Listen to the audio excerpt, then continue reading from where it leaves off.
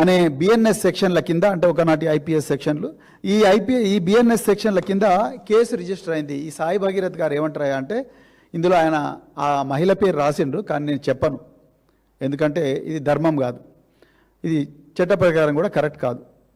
So ఈయన ఏమంటాడంటే, నాకు ఒక అమ్మాయి, ఆ అమ్మాయి పేరు ఇక్కడ ఉంది కానీ నేను చెప్పను. సో ఆ అమ్మాయితో కామన్ ఫ్రెండ్షిప్ ఉంది. ఈమె నన్ను రకరకాల ఫ్యామిలీ ఫంక్షన్స్కు, ఫ్రెండ్స్ సరదాగా చేసుకునే పార్టీలకు, ఇంకా అదేవిధంగా రకరకాల పుణ్యక్షేత్రాలకు ఈమెతో పాటు మేము పోయినాం. పోయిన తర్వాత డీటెయిల్గా చెప్తాం, కొంచెం ఇది లాంగ్, దయచేసి అందరు కూడా ఓపిక పట్టాలి. సో ఈ వ్యక్తి నాకు, అంటే ఈ మహిళ కూడా అనలేను, ఈ అమ్మాయి, ఎందుకంటే ఆమె మైనర్, మహిళ అనడం కూడా కరెక్ట్ కాదు. ఈ మైనర్ బాలిక నాకు ఒక కామన్ ఫ్రెండ్ ద్వారా టచ్లోకి వచ్చింది. ఇది ఎవరు అంటున్నారు? బండి సాయి భగీరథ్, కరీంనగర్ 2 టౌన్ పోలీసులు ఇచ్చిన కంప్లైంట్. నిన్న 5:30కు బుక్ అయింది ఇది. వీళ్ళు పేరెంట్స్ మేము చాలా గౌరవప్రదమైన వ్యక్తులము అని చెప్పి నా దగ్గరికి వచ్చిండ్రు. ఆ విధంగా మేమందరం కూడా ఫ్రెండ్స్ అందరం కూడా పరిచయం అయ్యాం.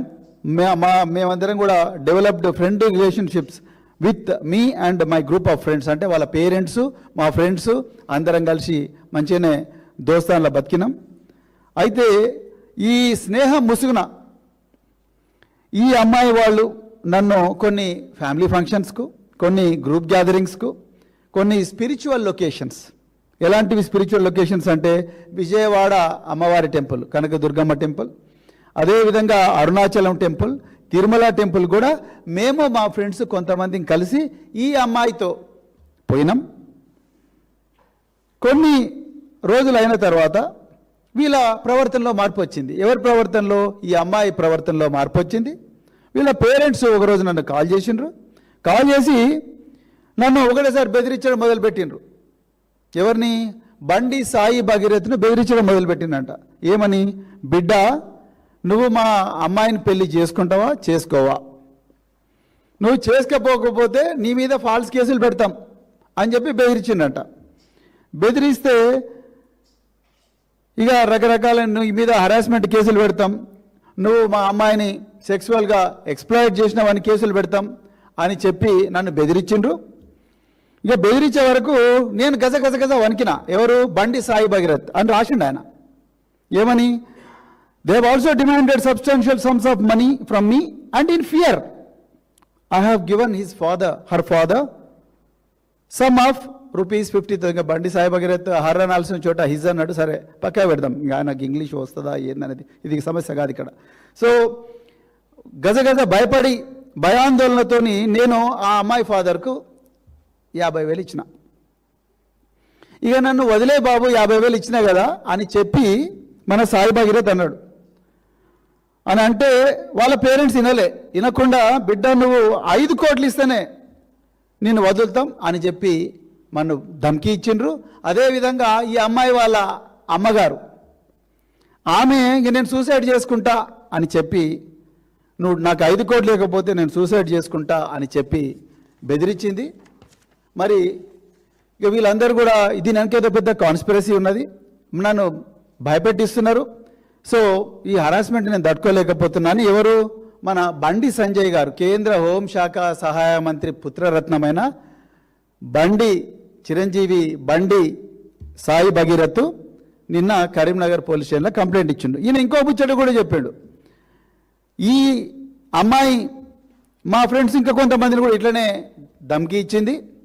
మరి వాళ్ళు నిర్మల్ పోలీస్ స్టేషన్లో 21 ఏప్రిల్ 2026 నాడు నిర్మల్ పోలీస్ స్టేషన్లో కూడా ఎఫ్ఐఆర్ అయింది. అంటే వీళ్ళంతా కూడా ఎక్స్టార్షనిస్ట్లే అని చెప్పి మన బాబు బండి సాయి భగీరథ్ కంప్లైంట్ ఇచ్చిండు. House number 2-10-204.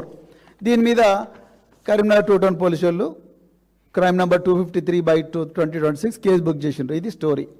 ఇప్పుడు నేను కట్ చేస్తా ఇక్కడ. కట్ చేసి మరి ఈ చిన్న అమ్మాయికి, ఈ 17 ఏళ్ళ అమ్మాయికి 17 సంవత్సరాలున్న అమ్మాయికి బండి సాయి భగీరథ్ నిజంగా భయపడతాడా అనేది ఒకసారి ఎగ్జామిన్ చేద్దాం. బ్రదర్ ఫస్ట్ వీడియో తీసుకో. బండి సాయి భగీరథ్ ఆయన ఒకసారి ఆయన నాయక కల్నాయక లేకపోతే ఇంకా ఏందనేది మీరు ఒకసారి దబంగా ఒకసారి చూడండి. మీరు ఆయన మహేంద్ర యూనివర్సిటీలో ఆయన ఎట్లా గునాయి చేసుకుంటారు.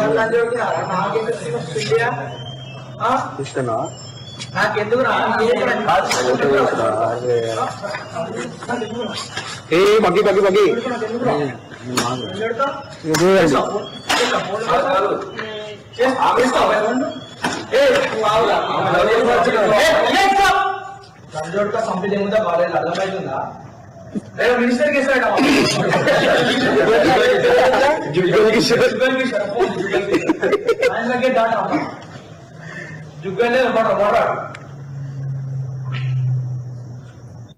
ఓకే, నెక్స్ట్ వీడియో చూడండి. ఇది ఓన్లీ శాంపుల్. ఇంకొక అసలు వీడియో ఉంటుంది, ఫైటింగ్ సీన్ చూడండి. ఆశ్చర్యంలో ఎట్లా కొడుతున్నాడు ఆయన ఒక పిల్లగాని. చూడు మాట్లాడిరా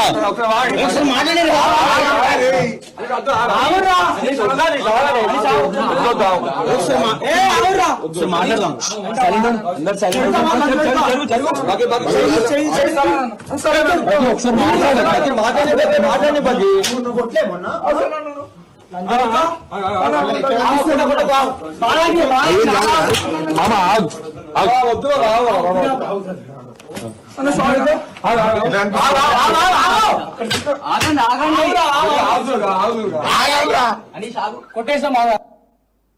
ఇది బండి సాయి భగీరథ్ యొక్క శాంపుల్ వీడియో.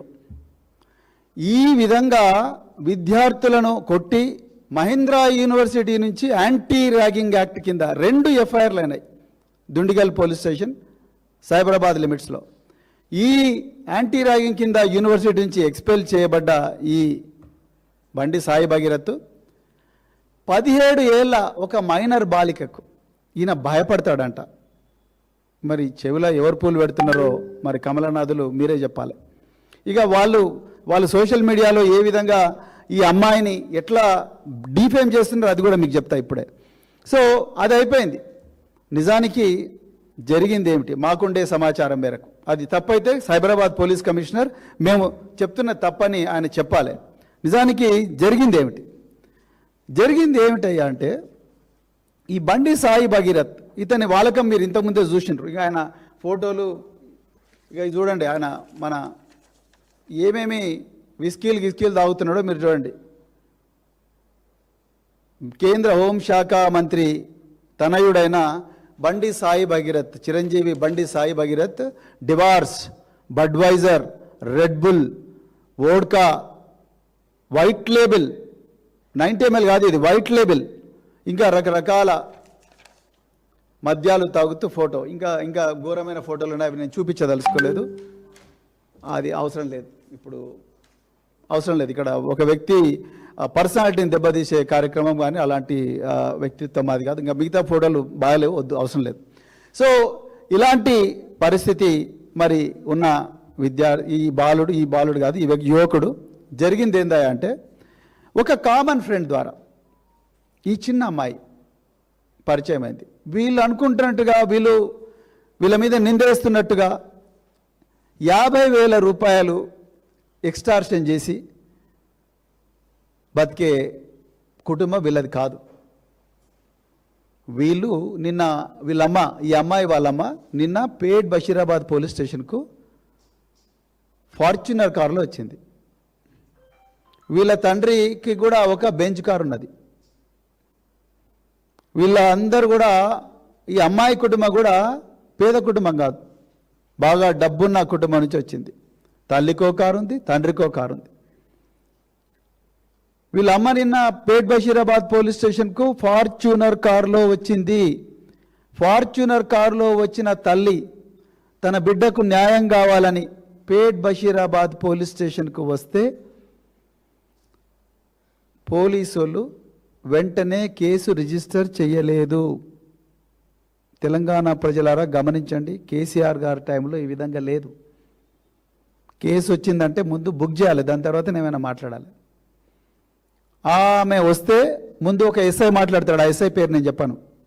ఎస్ఐ మాట్లాడతాడు, దీనిలో పెద్ద పెద్ద వాళ్ళు ఉన్నారు కదా, కేసు కంప్లైంట్ చేంజ్ చేయండి. సిఐ మాట్లాడతాడు, కేసు బుక్ కాదు.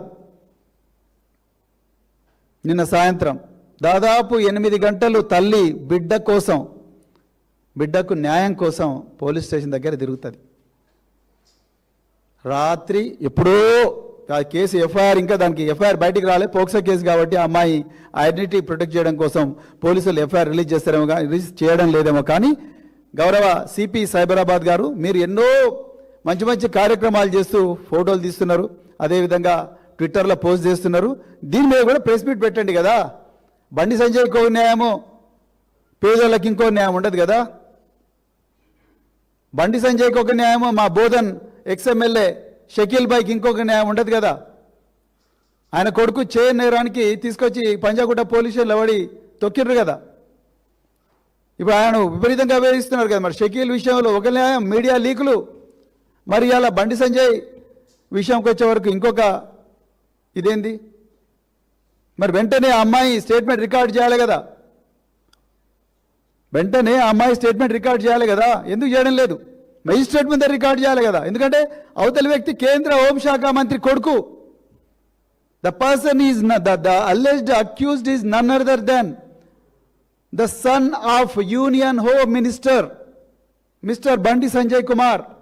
Why haven't you recorded the statement of the victim with the help of a magistrate according to 183 BNSS? ఎందుకు మీరు 183 BNSS అంటే 164 CRPC, ఇప్పుడు 183 BNSS అయింది. ఎందుకు ఆమె స్టేట్మెంట్ మీరు కెమెరాలో రికార్డ్ చేయలేదు? సైబరాబాద్ పోలీసులు ఆన్సర్ చెప్పాలి. చేస్తే చేసినామని ప్రెస్ మీట్ పెట్టి చెప్పండి. తెలంగాణ ప్రజలు 1000 కళ్ళతో ఎదురు చూస్తూ ఉన్నారు. రేపు గౌరవ నరేంద్ర మోడీ గారు దేశ ప్రధానమంత్రి పక్కన ఈ బండి సంజయ్ కూర్చోబోతున్నాడు. రేపు బీజేపీ వాళ్ళు వేలాది మంది మహిళలను తరలించబోతున్నారు. వాళ్ళందరికీ ప్రధానమంత్రి సమాధానం చెప్పాలి. నా పక్కన కూర్చున్న కేంద్ర హోంశాఖ సహాయ మంత్రి కొడుకు సచ్చిలుడా, లేకపోతే చెడ్డోడా, లేకపోతే ఇంకేందో నేరస్తుడా, ఆ విషయాలన్నీ నరేంద్ర మోడీ గారు, అమిత్ షా గారు రేపు తెలంగాణ ప్రజలకు సమాధానం చెప్పాలి. చెప్పకపోతే బీజేపీలో ఉండే మహిళా నాయకురాళ్ళందరూ మీరు భవన్లో కూర్చొని ప్రెస్ మీట్లు పెట్టుడు కాదు, మీ సోషల్ మీడియా వింగ్తోని ఫేక్ నెరేటివ్లు పెడిల్ చేసుడు కాదు. రేపు గౌరవ నరేంద్ర మోడీ గారిని, బండి సంజయ్ గారిని, అమిత్ షా గారిని మీరు అడగాలి, ఇది నిజమేనా?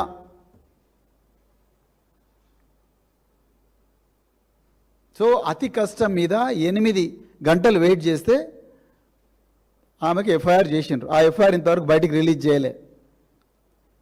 ఎందుకు రిలీజ్ చేయడం లేదో అది మీకే వదిలేస్తున్నాం. అమ్మాయి పేరుంది కరెక్టే, రిలీజ్ చేయడం లేదు అనుకుందాం ఫర్ వైల్.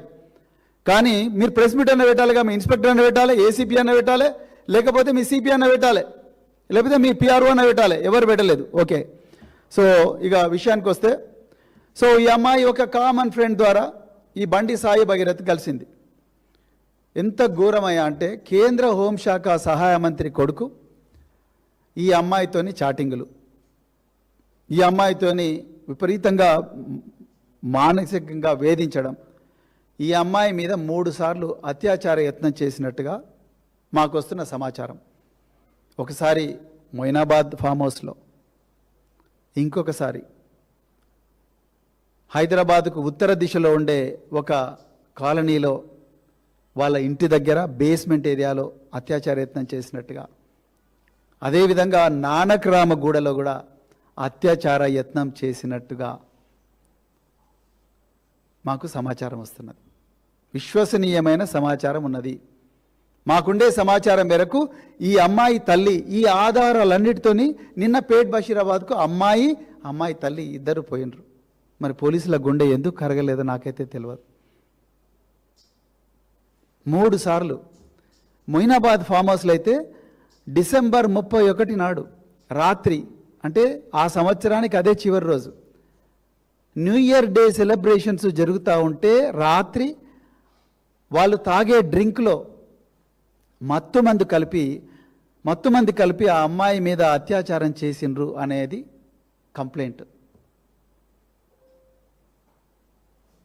ఒక కేంద్ర హోంశాఖ సహాయ మంత్రి కొడుకు మొయినాబాద్ ఫామ్ హౌస్లో ఒక మైనర్ బాలిక మీద అత్యాచారం చేస్తుంటే ఈ రాష్ట్రంలో ఉండే ఇంటెలిజెన్స్ యంత్రాంగం, పోలీస్ యంత్రాంగం ఏం చేస్తున్నది? అంటే మొయినాబాద్ల ఫామ్ హౌస్ల మీద దాడి చేస్తారు కదా, ఈ మొయినాబాద్ ఫామ్ హౌస్ ఎందుకు మీకు తెలియలేదు? నేను ఇవాళ సైబరాబాద్ పోలీసులను, తెలంగాణ పోలీసులను అడుగుతా ఉన్నా. అంటే ఆయన కేంద్ర హోంశాఖ సహాయ మంత్రి అయినందుక, లేకపోతే బండి సంజయ్ గారికి, కిషన్ రెడ్డి గారికి, రేవంత్ రెడ్డి గారికి అవినాభావ సంబంధం ఉన్నందుక? మీరు ఈ విషయాలు తెలంగాణ ప్రజలకు చెప్పాలి. ఆ అమ్మాయిని పెళ్ళి మైనర్ అయిపోయిన తర్వాత, మేజర్గా అయిన తర్వాత నిన్ను పెళ్లి చేసుకుంటానని నమ్మబలికిండంట సాయి భగీరథ్. సో ఇప్పుడు నాకు నువ్వు అవసరం లేదన్న వెంటనే ఆ అమ్మాయి 2 సార్లు, ఒకసారి ఉరేసుకోవాలని ప్రయత్నం చేసిందంట, 2 సార్లు చేయి మీద గాజు పెంకుతోని గాయాలు కూడా చేసుకున్నదంట. ఇది నాకు వస్తున్న సమాచారం. తప్పైతే సైబరాబాద్ పోలీసు వాళ్ళు చెప్పాలి. Because we don't know the facts. I got the information through my own sources. నాకుండే విశ్వసనీయ వర్గాల మేరకు నాకు వచ్చిన సమాచారం. తప్పైతే మీరు తప్పని చెప్పాలి. దాని తర్వాత ఇదంతా ఇది ఈ విధంగా ఉండగా, మరి ఒక V6లో పనిచేసిన ఒక జర్నలిస్టు ఇటీవలే ఆయన బీజేపీలో జాయిన్ అయ్యాడు. ఆయన బండి సంజయ్ గారితో మాట్లాడి బండి సంజయ్ గారి దగ్గరికి ఈ అమ్మాయి తల్లిదండ్రులను కూడా తీసుకొని పోయిండంట. నిన్న రాత్రి 10 గంటలకు కూడా ఆ అమ్మాయి తల్లిదండ్రులు పోలీస్ స్టేషన్లో ఉండగానే ఈ అమ్మాయి తల్లి ఇద్దరు పోలీసులు ఉండగానే ఈ V6లో పనిచేసిన ఈ జర్నలిస్టు, ఇప్పుడు బీజేపీలో జాయిన్ అయిన ఈ సోకాల్డ్ జర్నలిస్టు, ఆయన బండి సంజయ్కి ఈ అమ్మాయికి, ఈ అమ్మాయి తల్లికి తండ్రికి మధ్యలో రాయబారం జరిపి దయచేసి కేసు డ్రాప్ చేసుకోండి, క్లోజ్ చేద్దాము అని చెప్పిండంట. అదేవిధంగా మరి బండి సంజయ్ గారి ప్రోద్బలం మేరకే నిర్మల్లో ఏప్రిల్ నెలలో ఒక కేసు బుక్ అయింది ఈ అమ్మాయి మీద, ఈ అమ్మాయి తల్లిదండ్రుల మీద.